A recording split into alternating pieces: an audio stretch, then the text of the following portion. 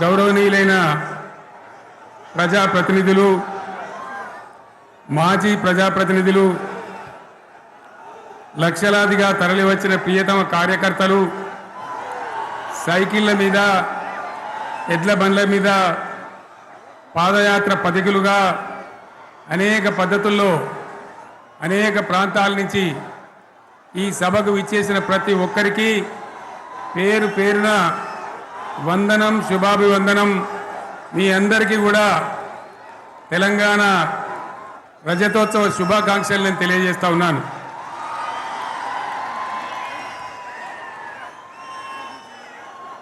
జననీ జన్మభూమిశ్చ స్వర్గాదపి గరీయస్. ఇది శ్రీరామచంద్రుడు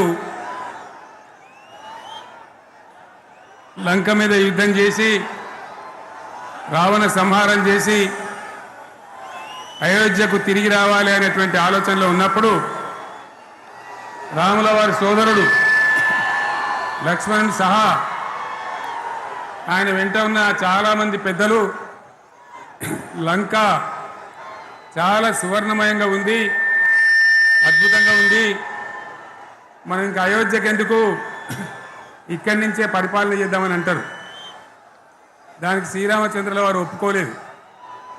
ఆయన చెప్పిన మాట ఏంటంటే, కన్న తల్లిని జన్మభూమిని మించినటువంటి స్వర్గం ఏది కూడా ఉండదు, కాబట్టి మనం అయోధ్యకే తరలిపోవాలని చెప్పి మళ్ళీ అందరిని తీసుకొని అయోధ్యకు రావడం జరిగింది. అదే స్ఫూర్తితోని చాలా గందరగోళ స్థితిలో ఉన్నటువంటి, దిక్కు తోతని స్థితిలో ఉన్నటువంటి, ఆత్మహత్యలకు ఆలవాలమైనటువంటి, వలసలకు నిలయమైనటువంటి ఒక ఘోరమైన ఆపదలో వలసవాదుల విషకవిగిలిలో చిక్కి నలిగిపోతున్న తెలంగాణ రాష్ట్రాన్ని ఎట్టి పరిస్థితుల్లో విముక్తి చేయాలని, స్వరాష్ట్రం సాధించాలని, జననిని జన్మభూమిని మించిన వేరేది లేదని చెప్పి నేను ఒక్కడిగా బయలుదేరి ఆనాడు తెలంగాణ ఉద్యమానికి శ్రీకారం చుట్టడం జరిగింది.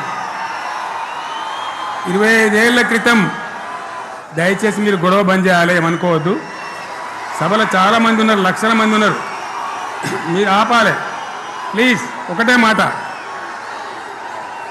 మాట బంద్ చేయాలి, గొడవ బంద్ చేయాలి ప్లీజ్, స్టాప్.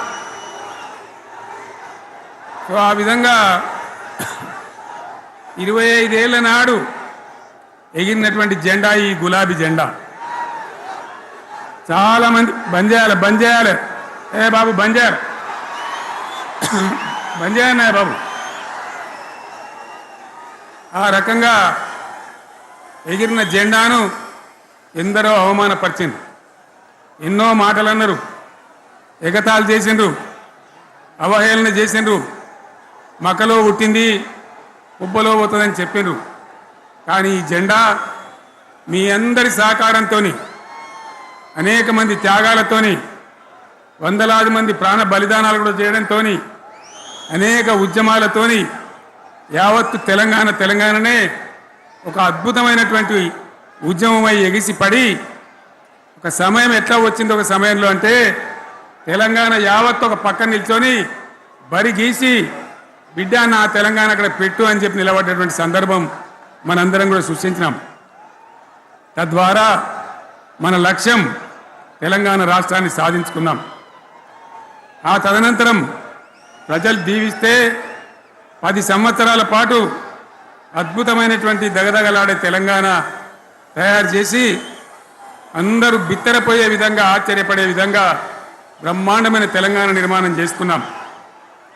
ఆ విధంగా 25 సంవత్సరాల సుదీర్ఘ చరిత్రను ఈరోజు ఈ వరంగల్ గడ్డ మీద మనం జరుపుకుంటా ఉన్నాం, రజతోత్సవ సందర్భంలో జరుపుకుంటా ఉన్నాం.